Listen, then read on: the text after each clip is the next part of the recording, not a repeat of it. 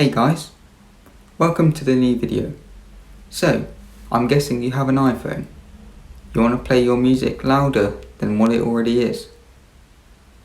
How do I do that? Or more importantly, how do you do that? So I'm going to teach you how you can play your music or whatever's coming up your iPhone, iPad or iPod Touch, don't forget, louder.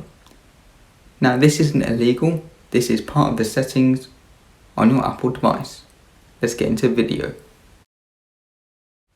So guys, we're going to jump over to settings, scroll down to where you see music.